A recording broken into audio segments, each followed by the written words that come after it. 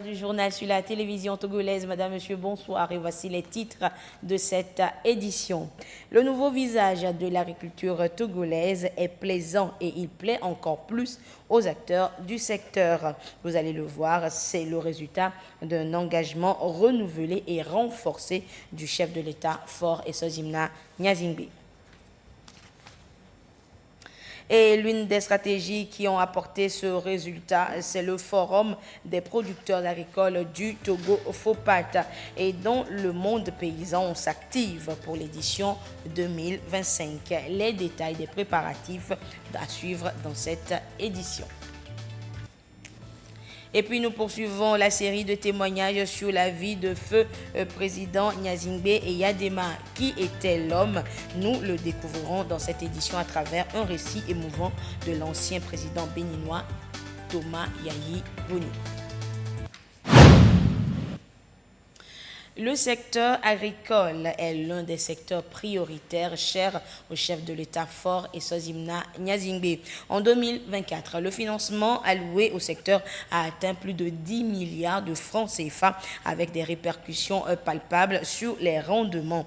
Et le président de la République compte faire encore plus cette année 2025. Les précisions dans ce sujet de Ekwe Salah. L'année 2024 a été marquée par une mobilisation exceptionnelle des ressources en faveur des agriculteurs. Sous le leadership du chef de l'État Faure Essozimna Gnazingbe, le gouvernement a alloué 10 milliards de francs CFA pour soutenir 149 000 producteurs agricoles. Cette enveloppe a permis d'améliorer la productivité et les conditions de vie en milieu rural. Dans la continuité de ces efforts, 17,9 milliards de francs CFA ont été consacrés à la subvention d'engrais, facilitant l'accès aux intrants essentiels et renforçant la sécurité alimentaire. En matière d'équipement, l'État a déployé 400 tracteurs et distribué 3500 kits d'irrigation aux producteurs agricoles. Ces initiatives visent à moderniser les pratiques agricoles et à rendre les exploitations plus résilientes face aux effets du changement climatique, tout en soutenant une agriculture compétitive et durable. Des programmes d'accompagnement technique et financier ont permis de structurer les filières clés comme le coton, le soja et l'anacarde. Ces efforts ont également créé des opportunités d'emploi pour les jeunes et les femmes, notamment dans la transformation et la commercialisation des produits à forte valeur ajoutée. L'année 2024 a également été marquée par des projets structurants et des initiatives durables portées par le président de la République. Parmi les grandes réalisations, on note l'inauguration de 2 centres régionaux de mécanisation agricole à Tchitchao dans la Kosa et à Tové dans le Kloto en mars 2024. À cela s'ajoute le lancement des travaux de construction d'un complexe avicole intégré à Avetonou sur une superficie de 660 hectares. Ce complexe abritera un institut de recherche agricole et un éco-village. Ces projets ambitieux témoignent de l'engagement du chef de l'État en faveur d'une agriculture moderne et inclusive. Pour orienter efficacement les différentes politiques agricoles du Togo, le 5e recensement national de l'agriculture RNA 5 a été lancé en décembre 2024. Cette opération permettra d'actualiser les données du secteur afin de répondre plus efficacement aux besoins des producteurs agricoles. Pour améliorer la résilience des paysans face aux effets du changement climatique, le Togo a multiplié les actions en faveur de l'agroécologie et des pratiques agricoles durables. Des séances de formation et des campagnes de sensibilisation ont touché des milliers de producteurs sur l'ensemble du territoire national. Parallèlement, l'adoption des technologies numériques a permis de mieux gérer les exploitations et d'améliorer l'accès au marché. Ces réalisations traduisent une vision claire des plus hautes autorités en faveur d'une agriculture inclusive et performante. En mobilisant des ressources considérables et en modernisant le secteur, le chef de l'État Faure Essozimna Gnazingbe a jeté les bases d'une croissance durable répondant aux attentes des producteurs et des communautés rurales. Pour 2025, le président de la République reste déterminé à maintenir le cap avec un seul objectif, transformer le secteur agricole en un véritable moteur de développement durable. Une volonté qui promet de ne pas faiblir. Le Conseil des ministres s'est réuni ce jeudi 13 février à la présidence de la République sous la conduite du chef de l'État, Faure Sozimna Gnazingbe. Le Conseil a examiné un projet de loi, 3 décrets et écouté une communication. Le compte rendu avec la ministre de la Communication et des Médias et de la Culture, porte-parole du gouvernement, Yawa Kwigan. Compte rendu du Conseil des ministres du 13 février 2025. Le Conseil des ministres s'est réuni ce jeudi 13 février 2025 sous la présidence de son Excellence M. Faure Sozimna Gnazingbe, président de la République. Le Conseil des ministres a examiné un projet de loi et 3 décrets et écouté une communication. Au titre du projet de loi, le Conseil des ministres a examiné et adopté le projet de loi portant modification de la loi numéro 2012-016 du 14 décembre 2012 portant création de l'Office togolais des recettes. Dans le sillage des réformes mises en œuvre pour moderniser l'administration fiscale et douanière, en particulier pour assurer un processus transparent de collecte des recettes, il est apparu nécessaire de procéder à une revue du cadre institutionnel de l'Office togolais des recettes. Ainsi, le projet de loi adopté par le Conseil permet de consacrer cette évolution inspirée des meilleures pratiques internationales et qui tire les enseignements des résultats de l'audit relatif à l'évaluation de la performance de l'Office togolais des recettes pour la période 2014-2018. Le texte vise à renforcer la gouvernance, notamment la tutelle ministérielle, accroître l'efficacité du conseil d'administration et promouvoir la célérité des procédures. Il permettra à notre pays d'avoir un office des recettes plus moderne, efficace et transparent, capable de relever les défis auxquels sont confrontées les administrations fiscales et douanières. Au titre des décrets, le Conseil des ministres a examiné et adopté le décret portant approbation des critères de répartition des dotations du Fonds d'appui aux collectivités territoriales, exercice 2025, pour le compte des régions. L'exercice par les collectivités territoriales des compétences transférées par l'État induit la nécessité d'un transfert concomitant des ressources correspondantes. Ainsi, en plus de leurs ressources propres, les collectivités territoriales bénéficient d'un mécanisme national de financement dénommé Fonds d'appui aux collectivités territoriales. Les critères de répartition des dotations annuelles de ce fonds sont soumis à l'approbation du Conseil des ministres. Pour l'exercice 2025, le montant global à répartir par région est composé d'une dotation de base et de dotation de péréquation suivant les critères de population, de superficie et d'indice de pauvreté, la dotation de performance n'étant pas applicable pour la première année de fonctionnement des régions. Le Conseil des ministres a examiné en première lecture le décret modifiant le décret numéro 2013-082/PR du 12 décembre 2013 portant création, attribution, organisation et fonctionnement de l'Agence nationale d'assainissement et de salubrité publique. L'Agence nationale d'assainissement et de salubrité publique est créée à l'origine comme un organisme d'appui conseil, de concertation, de coordination et de contrôle. Mais à la pratique, l'agence a été sollicitée pour des interventions de terrain visant à juguler une situation d'insalubrité généralisée, en particulier à Lomé, la capitale.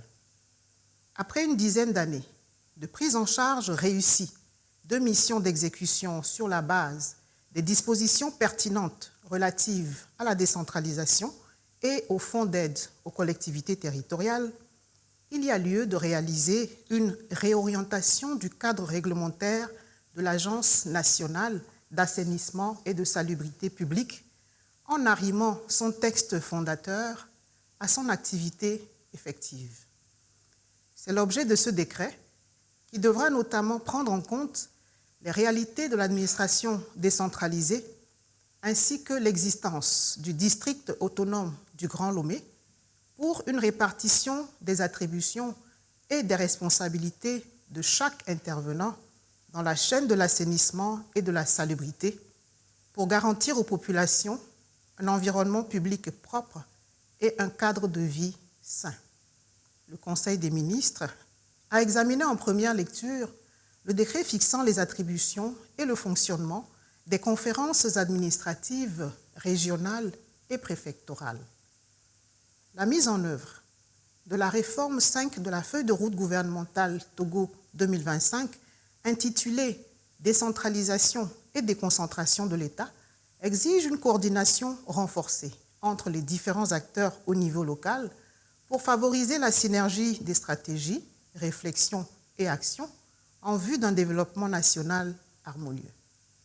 Le décret fixant les attributions et le fonctionnement des conférences administratives régionales et préfectorales va permettre d'assurer la cohérence des politiques de développement, d'optimiser l'utilisation des ressources disponibles et de renforcer la transparence et l'efficacité dans le suivi des programmes et projets étatiques en réponse aux besoins spécifiques des populations locales. Au titre des communications, le Conseil des ministres a écouté une communication de la ministre de l'Urbanisme, de l'Habitat et de la Réforme foncière relative au projet de création de l'Institut géographique national du Togo.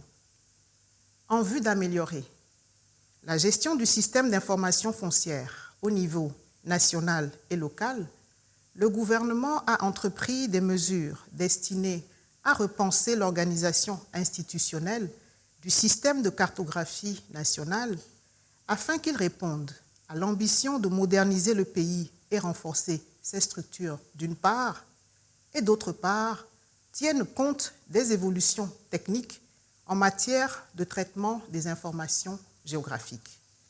Au nombre de ces mesures figure la transformation de l'actuelle Direction générale de l'information géographique et de la cartographie en un institut doté d'une autonomie de gestion administrative et financière. Fait à Lomé le 13 février 2025, le Conseil des ministres. Et nous donnons lecture à présent de ce décret portant nomination d'un ambassadeur extraordinaire et plénipotentiaire près la République française. Le président de la République, sur proposition du ministre des Affaires étrangères, de l'intégration régionale et des Togolais de l'extérieur, vu la Constitution du 6 mai 2024, décrète. Article 1er. M.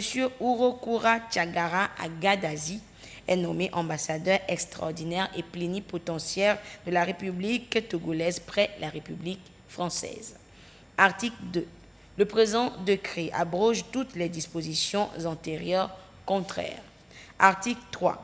Le ministre des Affaires étrangères, de l'intégration régionale et des Togolais de l'extérieur est chargé de l'exécution du présent décret qui sera publié au journal officiel de la République togolaise. Décret signé par le président de la République, Faure Essozimna Nyazingbe. Pour certains dirigeants africains, feu général Nyazingbe et Adema était au-delà d'un chef d'État. Il était un guide, un conseiller de tous les temps. L'ancien président béninois Thomas Yayi se rappelle d'un président plein de générosité qui a su lui montrer la voie, la bonne, celle d'un homme d'État, un dirigeant avec un grand sens de responsabilité. Son témoignage est recueilli par Ulrich Amega. Dans cette Afrique des années 1970, son outil était celui de tout le monde, la planification son credo, le patriotisme aussi bien pour l'État que pour les populations. Pour l'ancien président béninois Yahi Boni, feu général Gnassingbé Yadéman était un chef d'État au sens élevé de responsabilité, un guide qui avait les mots justes et la façon idéale pour convaincre, l'homme qui savait partager les moments douloureux et joyeux à chaque fois que l'occasion se présentait. Des années sont passées, mais les souvenirs d'une relation entre papa et fils demeurent dans les esprits. Pour vous et pour nous, la sous-région du continent et du monde.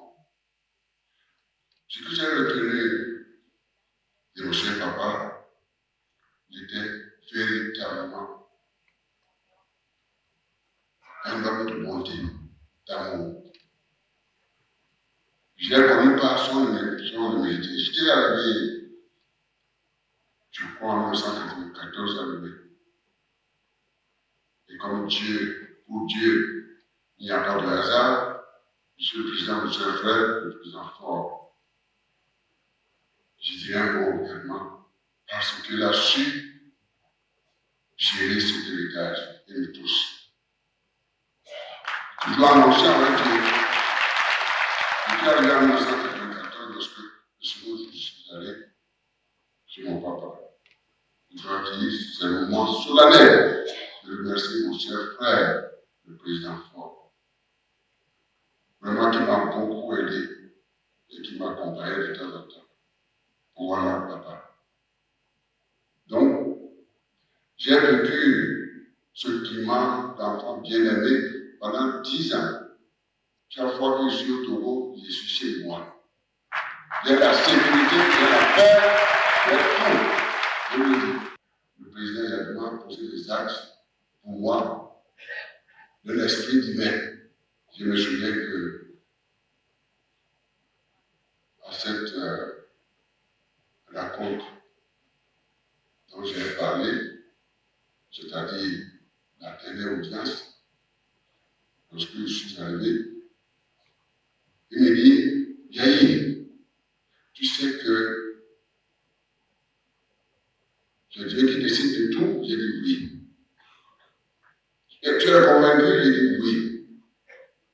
C'était la dernière audience qu'il m'a accordée.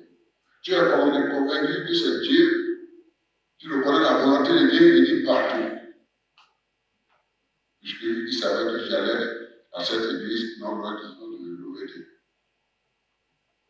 Il me regardait, et cela me dit finalement, l'esprit de famille, rester ensemble, entre le Bénin et le Togo. Il n'y a pas de différence, mon fils. Tu as la BOAD, il faut jouer, il faut utiliser la BOAD pour ça. Vraiment, c'est l'exercice que j'ai retenu. C'était, je crois, vers 2004, 2007, c'était la veille, pardon. La veille de sa disparition. Tout à l'heure, s'il était le dernier. Là également, j'ai été vraiment heureux, arrosé par cet accueil paternel. Donc j'ai effectivement pris mon vol à Paris, comme je l'ai dit. Et naturellement, lorsqu'on a le que j'ai eu cette nouvelle-là, je me suis dit, bon, c'était une onction. Pourquoi une onction? Ça s'est passé en 2005. La veille, l'année qui suivait, devait être la présidentielle au Bénin. Lorsqu'on une délégation est venue du Bénin pour dire qu'ils ont déposé ma caution pour la présidentielle, il faut absolument que je quitte la BOAD. Et me demandait, est-ce que c'est la volonté de Dieu?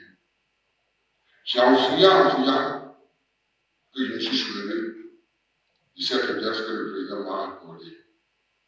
Je sais que le pouvoir est divin. Est-ce que tu reconnais la volonté de Dieu? Ça a été vraiment l'ascenseur pour moi. Il m'a dit ça. Très rapidement, je me suis emballé dans cette affaire. Si je dois oublier ce que j'ai vécu à ses côtés, c'est que la grâce, la gloire. Au sein de la CEDEAO, de l'OUA, de l'ONU et des différentes organisations africaines et internationales. Le général avait donné de toute son énergie pour la construction d'une Afrique qui se développe, d'un monde qui se transforme. Honorer sa mémoire 20 ans après, c'est célébrer l'immensité et la continuité d'une vision qui se perpétue au profit du Togo, de l'Afrique tout entière et de ses peuples.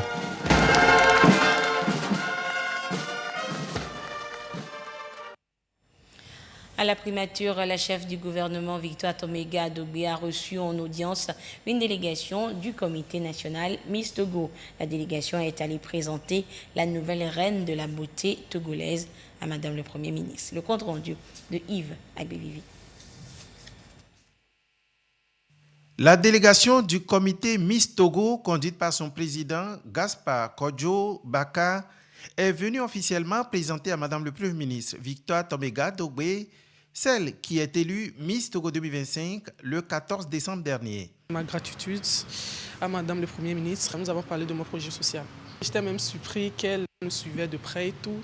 Donc elle m'a parlé de beaucoup de choses, elle m'a donné des conseils et tout. Vous savez que le Togo, depuis l'année dernière, concourt à l'international. Donc nous voyageons avec l'image du Togo. Donc il est de bon ton, une fois élu, que la Miss vienne peut-être prendre des conseils et savoir quelles sont les démarches judicieuses à accomplir pour que le Togo et les couleurs du drapeau togolais soient beaucoup plus mises en valeur. C'est un peu l'objectif de notre visite. Mademoiselle Afolabi Nadiratou, Miss Togo 2025, veut, à travers son projet social, favoriser la scolarisation de la jeune fille togolaise, s'alignant ainsi sur la politique gouvernementale qui vise à éradiquer la discrimination et promouvoir l'éducation pour tous et surtout de la jeune fille. C'est désormais un fait, je vous le disais en titre, l'agriculture togolaise est en pleine transformation. L'on en veut pour preuve les nombreuses réformes qui y sont apportées. Mécanisation, installation de ZAP, accès des producteurs agricoles aux intrants et au financement, maîtrise de l'eau, etc. Des chantiers sont nombreux et résultent des promesses faites par le président de la République, Faure Eswazimna Nyazingbe, lors du forum des producteurs agricoles du Togo, FOPAT. 2 ans après, le ministère en charge de l'agriculture fait le bilan dans toutes les préfectures. L'étape des préfectures des régions de la centrale, de la Kara, des Savanes, en prélude à l'édition 2025 du FOPAT. Et c'est avec Ulrich Amega. Une rencontre pour faire le point des doléances formulées, des engagements pris et évaluer la mise en œuvre des différentes recommandations issues du Forum des producteurs agricoles togolais, FOPAT 2023. 2 ans après ces assises qui veulent d'un secteur agricole productif, à forte valeur ajoutée et créateur de richesses, des avancées significatives ont été enregistrées. À l'orée de l'édition 2025 de Sephora, le ministère en charge de l'agriculture marque une pause ici avec les producteurs et productrices venus de toutes les préfectures de la région centrale. Nous venons de boucler une campagne agricole. Cette campagne agricole qui a été émaillée par des poches de sécheresse que vous connaissez et par endroits aussi des inondations. Il fallait que nous puissions nous retrouver avec les producteurs pour échanger aussi sur ce qui a marché, ce qui n'a pas marché, dans l'esprit de trouver des solutions et continuer notre chemin. Nous avons également, dans le cadre des actions du ministère, des projets ou des actions qui sont développés au profit des producteurs. Il faut qu'ils prennent connaissance de ces projets et savoir à qui s'adresser. D'ores et déjà, nous sommes très satisfaits des avancées qui sont déjà là et nous espérons que le jour J des FOPAT, tous les producteurs diront oui à la politique du chef de l'État qui n'est autre que de transformer le paysan lambda en un véritable entrepreneur agricole capable de respecter ses engagements, capable d'être acteur dans la société, capable d'être un développeur, un agent du développement de notre pays. La démarche a tout son sens et revêt un intérêt particulier. Que ce soit dans les 7 préfectures de la région de la Kara et les 7 préfectures de la région des Savanes, les producteurs peuvent pousser un ouf de soulagement au terme de la saison agricole qui vient de prendre fin. Depuis cette rencontre avec le président de la République, à notre retour à la maison, quelques mois après, on a eu qu'il y a des changements dans le domaine de l'agriculture. Dans les Alpes, on a mis les forages dans toutes les arbres. Dans certains arbres, ils ont mis les bacs à eau pour pouvoir retenir l'eau, permettre aux producteurs de faire le marchage pendant la saison sèche. Vraiment, ça aussi, c'est à féliciter, car pendant les saisons sèches, les paysans ils étaient à la maison, ils ne faisaient rien. Mais avec ces petites activités, ils peuvent au moins avoir quelque chose et revenir s'occuper de leur famille. Il y a, à travers ces recommandations du Forum 2023, la recommandation qu'on aille à la construction des barrages. Donc au niveau de la Kosa, au niveau de Sarakawa, le barrage est en train d'être construit pour que désormais qu'on puisse toujours continuer par produire, même si on est en saison sèche. Nous nous rendons compte que sur le terrain, bien de choses ont changé. En 2023, on se souviendra qu'une des préoccupations des producteurs était la disponibilité des engrais, mais surtout la facilité de leur distribution. Et suite aux instructions du chef de l'État, non seulement les engrais ont été en quantité et en qualité suffisante sur toute l'étendue du territoire. Je n'en veux pour preuve qu'en 2023, sur toute l'étendue du territoire, on ne comptait que 110 points de distribution. Aujourd'hui, on n'en compte qu'à 140 points de distribution d'engrais sur toute l'étendue du territoire.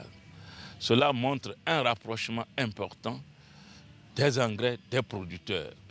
Au-delà de ce rapprochement, le chef de l'État a maintenu et soutenu la subvention qui aujourd'hui, rien que pour l'année 2024, est au-delà des 18 milliards. Les promesses sont tenues conformément aux objectifs fixés dans la feuille de route Togo 2025 concernant le secteur agricole togolais. L'agriculture togolaise nourrit de grandes ambitions et bien d'initiatives se multiplient au plus haut sommet de l'État pour plus de modernisation afin de lutter contre l'insécurité alimentaire et atteindre l'autosuffisance alimentaire. L'édition 2025 des FOPAT qui s'annonce sera donc celle de grands défis et de grandes concrétisations. La Banque ouest-africaine de développement et l'un de ses partenaires viennent de lancer à Lomé le Roadshow du projet de prêt adapté aux catastrophes naturelles. Ce projet est un produit d'assurance qui pourra permettre au pays d'avoir facilement accès au financement en période de catastrophes liées au changement climatique ou autres. Les précisions de Carmen Madjé à Capo. Pour de nombreux pays en développement, les conséquences du changement climatique sont dévastatrices. En cas d'événements extrêmes, les mécanismes en place pour remédier efficacement aux dommages sont parfois insuffisants. Pour permettre aux pays d'être plus résilients, la KfW et la BOAD ont mis en place le PACAN, prêt adapté aux catastrophes naturelles. C'est une assurance sur mesure qui offre un soutien budgétaire et des liquidités rapides au pays. Ce projet vient au moment des catastrophes naturelles comme des ressources qui permettent aux États de ne pas utiliser les maigres ressources qu'ils ont pour faire face à ces catastrophes-là. Donc l'assurance vient rembourser pour le compte de l'État des prêts que les États ont contractés auprès de la BOAD.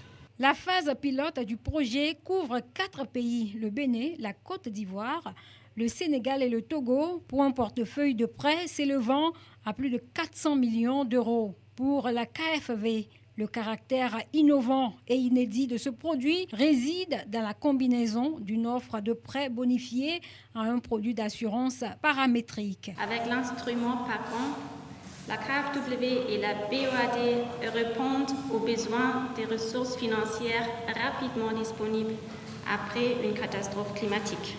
Cette coopération permet de garantir une réponse cohérente et bien coordonnée, tout en mettant en place une approche intégrée qui considère à la fois la gestion de crise et le développement durable. Depuis octobre 2024, le Togo bénéficie de ce mécanisme d'assurance novateur. Une indemnité de 6,6 millions d'euros pour couvrir les 2 prochaines échéances, des prêts inclus dans le portefeuille PACAN du Togo. Ce mécanisme a donc été activé pour offrir un soutien budgétaire et des liquidités rapides au pays, lui permettant ainsi de faire face aux dommages et aux besoins urgents des populations touchées. Ce programme représente donc une opportunité unique de renforcer les capacités des communautés et des entreprises à faire face au choc. Selon le vice-président de la BOAD, le succès du PACAN confirme l'engagement de la BOAD à faciliter les solutions durables pour le financement du développement et la résilience des États membres de l'UEMOA. L'histoire retiendra que le Togo a été le premier pays bénéficiaire du programme PACAN déclenché pour la première fois après les inondations du mois d'octobre 2024. Grâce à ce mécanisme, le Togo a pu bénéficier d'un allègement immédiat sur ses obligations de remboursement, lui permettant ainsi de libérer des ressources financières cruciales pour répondre aux besoins d'urgence et engager la reconstruction des infrastructures touchées. Le Road Show PACAN 2025 a donc commencé. Après Lomé, ce sera le tour du Bénin, la Côte d'Ivoire et le Sénégal d'accueillir ce mécanisme. L'ONG Santé Intégrée a mis en œuvre dans le district sanitaire de la COSA, à Kara, un projet intitulé « Renforcement du système de santé à base communautaire ». L'ONG a envisagé depuis quelques mois une phase de transfert du dit programme aux structures de l'État. Et après un an d'expérience de ce projet de transfert, l'heure du bilan est arrivée. Nestor Mozo nous en parle. C'est depuis 2015 que Santé Intégrée a démarré son programme RSSBC, renforcement du système de santé à base communautaire. Ce programme vise essentiellement à assurer des soins de qualité et à moindre coût aux enfants de moins de 5 ans et aux femmes enceintes dans les unités de soins périphériques. Plusieurs districts sanitaires sont concernés, dont celui de la COSA. En 2023, Santé Intégrée a entamé un transfert de ce programme aux structures sanitaires de l'État, à commencer par le district sanitaire de la COSA. Ce sont les résultats de l'évaluation à mi-parcours de ce transfert qui font l'objet de cette rencontre. Il faut retenir de ces résultats que la mortalité chez les enfants de moins de 5 ans a drastiquement chuté. Au niveau des décès que nous constatons donc pendant la grossesse, pendant l'accouchement et après, nous avons une réduction significative et nos résultats sont là donc pour pouvoir le démontrer à travers notre système de recherche que nous avons mis en place pour accompagner donc ce programme. Ce qu'on peut retenir déjà, c'est la capacité des structures d'État à mettre en œuvre ce type de programme. C'est un programme d'innovation que nous avons mis en place qui avait nécessité que nous fassions une mise en œuvre directe. Et là, dans la phase de rétrocession, ce qu'on voulait évaluer, est-ce que les services publics ont les capacités d'autogérer de telles initiatives innovantes. Les structures d'État sont bien établies et sont en capacité de le faire. Avec les résultats à mi-parcours encourageants du projet de transfert du programme renforcement du système de santé à base communautaire, le district sanitaire de la COSA se trouve sur la bonne voie pour transformer l'essai. Il y a des évaluations qui ont été faites en termes de capacité du district à gérer les financements, mais aussi la capacité des ressources humaines pour pouvoir faire le travail sur le terrain. C'est vrai qu'au départ, les populations ont pensé que les services offerts, notamment la prise en charge des femmes enceintes et puis des enfants de 0,5 ans, ne devait plus se faire parce qu'il y a transfert au niveau du gouvernement. Mais en réalité, c'est juste un transfert de compétences, mais les ressources aussi suivront. Le préfet de la COSA, Jean Faré Bonfo, a salué l'initiative de l'ONG Santé Intégrée qui traduit sa détermination et son engagement à œuvrer aux côtés du gouvernement pour assurer à la population à la base des soins de qualité. Commencé avec 4 formations dans le district de la COSA, le programme RSSBC couvre aujourd'hui 25 centres de santé dans 4 autres districts, à savoir Bassar, Dangpen, Kéran et Bina. Hors du Togo, les églises de la République démocratique du Congo sont au chevet de Goma dans l'est du pays. L'idée pour les hommes de Dieu est d'entamer des consultations pour aboutir à un retour à la paix dans cette zone. Mais dans le pays, on dit que cette démarche fait grincer des dents. Regardez.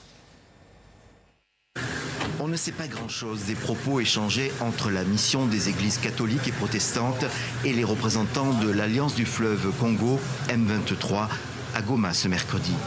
Les églises du Congo ont entamé une tournée de consultation pour faire face à la guerre dans l'est du pays. Mais la rencontre de Goma fait grincer des dents et à la sortie, Monseigneur Donatien Tcholé se justifie.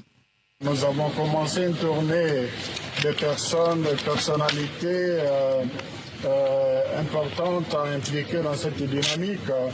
Et nous avons pensé que la FCM 23 ont quand même une grande contribution à apporter dans cette dynamique de la construction de la paix, parce que pour les deux églises, l'année 2025, c'est l'année de la paix. La priorité, notre priorité, c'est la paix. À Kinshasa, cette démarche ne fait pas l'unanimité. Le pouvoir considère le M23 comme des agresseurs soutenus par le Rwanda. Et le président Tshisekedi a toujours refusé de négocier avec eux, même si les délégués ont laissé entendre qu'il était ouvert à leur initiative.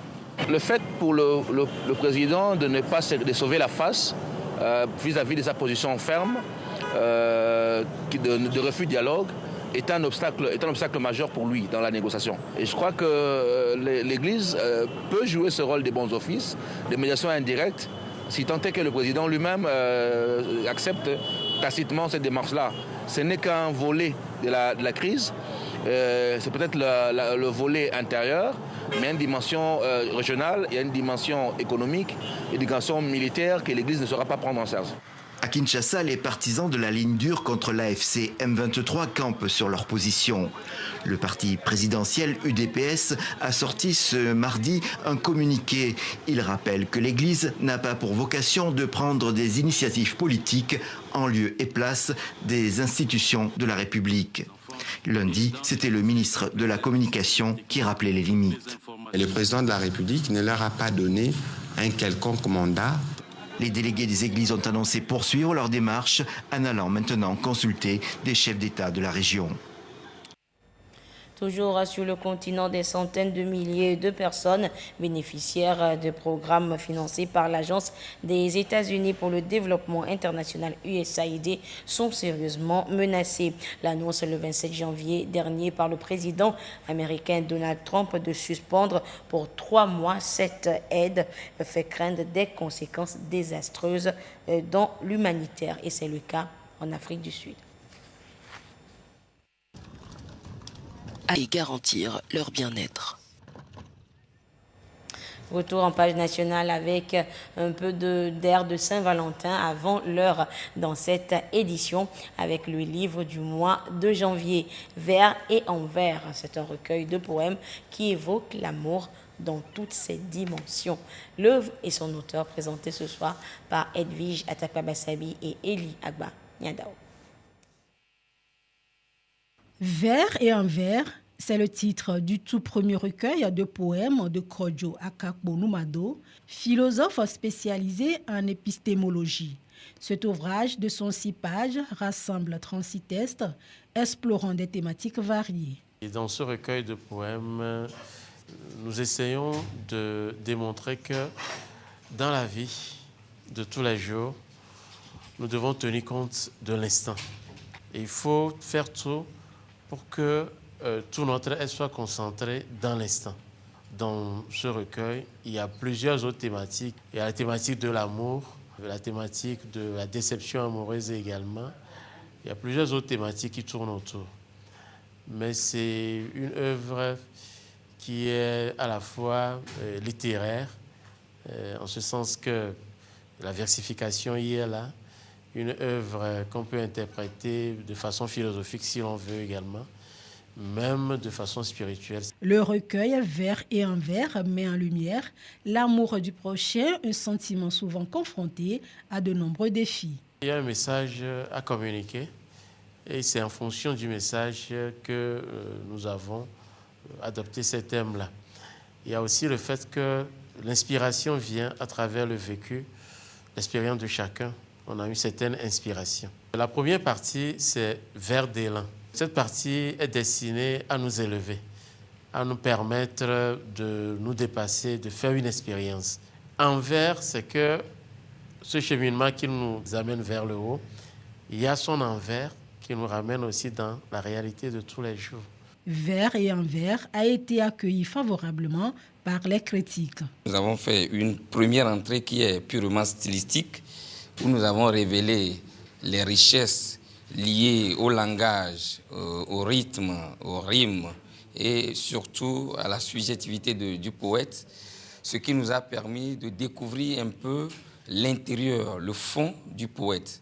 Et naturellement, en voyageant dans le fond du poète, nous avons compris qu'un certain nombre de vers qui ont été formés par l'auteur ont trahi peut-être sa conscience, qui montre qu'en réalité, la question de l'amour est une question qui navigue toujours dans les poèmes. Les initiatives de promotion de la littérature sont essentielles pour favoriser son essor et sa prospérité.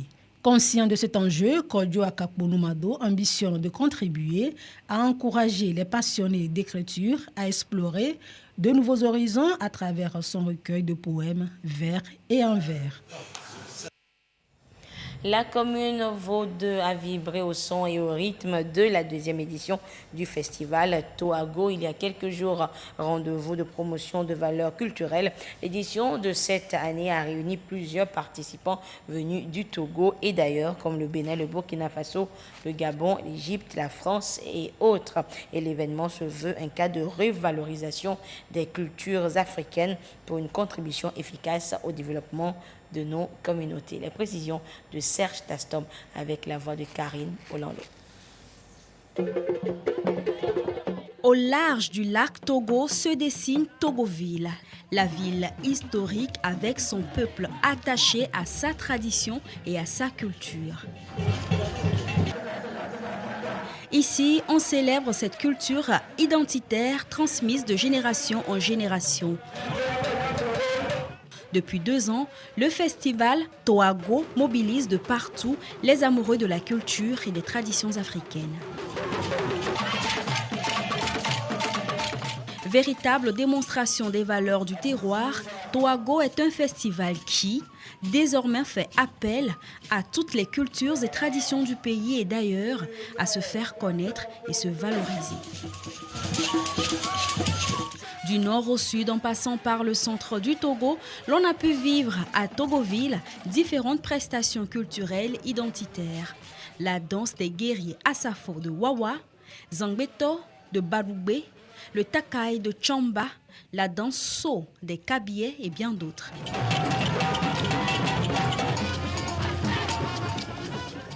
Par la grâce de Dieu et la politique de notre pays, les gens commencent à s'intéresser à leur culture. C'est ça qui nous a aidés. Les communautés ont tellement contribué pour qu'on a arrivé à ce niveau. Togoville a beaucoup de choses à faire, à démontrer. Je dis c'est merci à chef de l'État, grâce à sa politique, qui fait que les gens sont intéressés à leur culture. Le festival Toago, c'est aussi un cadre où les mânes des ancêtres sont invoqués pour l'abondance, la paix et la sécurité au pays. Les prêtres et prêtresses vaudous ont à l'occasion invoqué la bénédiction des dieux sur le Togo et sur le monde. La promotion des valeurs culturelles au Togo tient à cœur les plus hautes autorités du pays. En témoigne la présence d'un département ministériel dédié au secteur. À cela s'ajoute le Fonds national de la promotion culturelle pour soutenir les acteurs culturels. Tous ces efforts montrent à suffisance la volonté du Togo de faire de ce secteur un facteur de développement. Une vision épousée par la commune Vaud qui a placé la deuxième édition du festival Toago sous le thème « Notre culture, levier de développement ».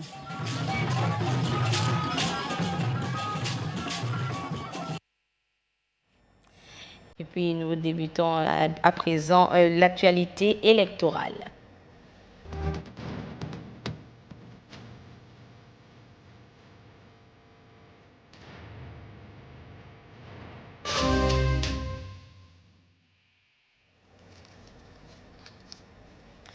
Et voilà donc, vous l'avez déjà vu sur les images, après avoir rencontré donc de grands électeurs de 6 préfectures où ils se sont positionnés pour l'élection sénatoriale du 15 février prochain.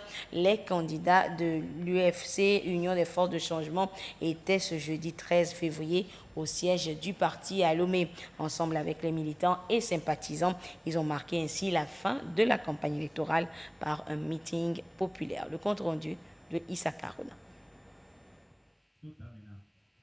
Au terme de la campagne électorale auprès des grands électeurs, voici l'étape de retrouvailles entre militants, sympathisants et candidats du parti Union des forces de changement UFC. Dans une ambiance festive, ils communient pour la victoire du parti au scrutin sénatorial du samedi 15 février 2025. Ouverte depuis le 30 janvier dernier, c'est justement ce jeudi à minuit que prend fin la campagne électorale de ces sénatoriales. Le temps pour le parti de Gilles Chris Olympio de faire le bilan de 2 semaines de conquête de l'électorat. C'était une campagne difficile et complexe, mais c'est une première expérience et je pense que les prochaines fois nous ferons mieux. Tout s'est passé dans un climat apaisé, nous avons pu rencontrer les grands électeurs et comme vous le voyez aujourd'hui, pour clôturer la campagne, nous avons invité nos conseillers régionaux et nos conseillers municipaux pour passer un début de consigne de vote. Nous avons beaucoup travaillé, mais ça dépend maintenant des grands électeurs. Et nous leur disons que nous faisons passer la patrie avant les partis. C'est vrai, c'est important de respecter les consignes de vote, mais il faut bien regarder le profil des candidats et nous pensons que nous avons aligné de bons candidats et nous leur souhaitons tous bonne chance pour cette élection-là. Pour ce scrutin, on retrouve les candidats de l'UFC sur les bulletins de vote des circonscriptions électorales d'Agonivé, de Lavé, du Golfe, de Zio, de Vaux et de Bamono. Malgré cette représentativité relative sur l'échiquier national, l'UFC tient à faire passer un message à travers sa participation à cette élection. Notre pays a besoin de montrer une pluralité politique. C'est en cela que les grands électeurs ont une lourde responsabilité, celle de voter pour que le Sénat montre effectivement l'aspect démocratique de notre pays.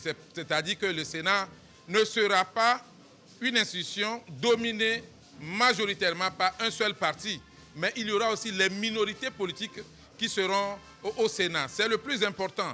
Nous avons commencé une marche depuis 1990 et l'achèvement, ça doit être effectivement le reflet de cette pluralité au niveau du Sénat et dans les autres institutions. Le temps de la campagne électorale terminé, l'UFC réitère son invite aux grands électeurs afin que ceux-ci lui donnent la chance de siéger au sein du premier Sénat au Togo en portant leur choix sur ses candidats le samedi 15 février prochain.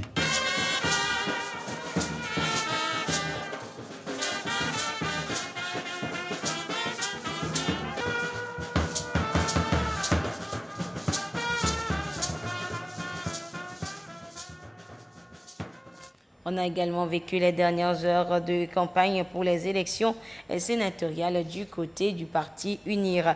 Le parti est resté mobilisé dans les différentes préfectures, allant à la rencontre des grands électeurs et militants. Les cadres du parti leur ont donc expliqué l'importance de ces élections et surtout les raisons pour lesquelles les grands électeurs devront voter en faveur du parti UNIR le 15 février prochain. Écoutez ça là pour des précisions. Sur le terrain, le parti UNIR ne veut rien perdre des dernières heures de la campagne pour les élections sénatoriales du 15 février prochain. Dans la région des Savanes, les rencontres se sont intensifiées dans les préfectures de Tona, de Loti et de Loti Sud. Les cadres du parti ont échangé avec les militants et les grands électeurs afin de leur expliquer la quintessence de la mise en place du Sénat. Nous avons célébré nos candidats. Nous avons reconnu qu'ils seront à la hauteur de la tâche. La même ferveur est observée dans la préfecture du Moyen-Mono. Au cours d'un dîner, les conseillers régionaux et municipaux de la préfecture, réunis autour du candidat James Sossou, ont revisité les enjeux des élections sénatoriales. Que nous tous, nous puissions lui prouver que nous sommes avec lui dans cette noble mission. À quelques kilomètres de là, dans la préfecture de Rao, les cadres UNIR ont tenu leur ultime rencontre avec les militants et les conseillers municipaux et régionaux. L'avènement du Sénat est une opportunité pour mieux prendre en compte les réalités du terrain. Des marches similaires entreprises dans la région de la Kara, notamment dans les préfectures d'Assoli et de Djoufelgou, ainsi que dans les préfectures de Tchaoudjo et de Tchamba, dans la région centrale. Nous sommes très sereins que nous allons gagner. Il leur a été rappelé les éléments pour avoir un vote utile. Le même message aux grands électeurs des préfectures de Kpélé et de Kloto.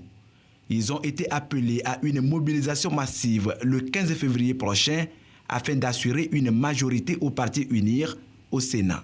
Quant aux grands électeurs, nous les avons invités à voter massivement pour le Parti UNIR.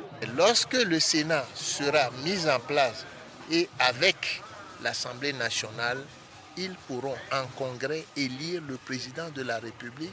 Dans la région des plateaux, que ce soit dans les préfectures d'Amou et de Logou, les militants et les grands électeurs se sont rassemblés pour une dernière fois avant le scrutin. Les cadres du Parti UNIR ont saisi l'occasion pour exhorter les conseillers municipaux et régionaux à se mobiliser massivement le jour du vote en faveur du Parti UNIR. Dans le Grand Lomé, les rencontres se sont multipliées dans les différentes communes des préfectures du Golfe et d'Aguenivé avec un objectif clair, inciter les grands électeurs à faire le bon choix. Nous partons donc à Guéry pour le 15 février et avec la certitude que la victoire sera écrasante et en notre faveur. Après plusieurs jours de campagne intense, les cadres du Parti UNIR se disent confiants. Il faudra cependant attendre le 15 février pour connaître le verdict des urnes.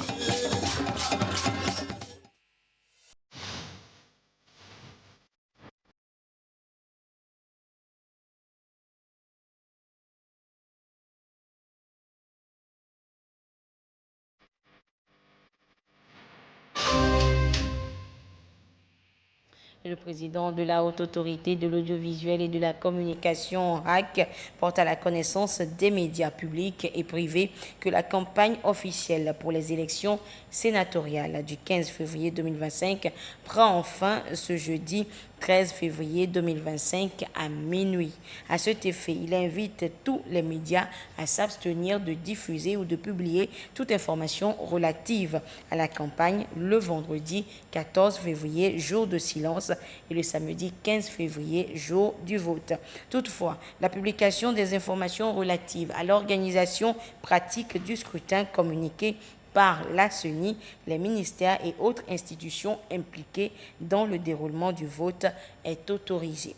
Par ailleurs, le président de la HAC rappelle aux médias publics et privés qu'ils doivent, le 15 février 2025, s'abstenir de diffuser ou de publier toute information portant sur les résultats du vote dont la source n'est pas la Commission électorale nationale indépendante CENI.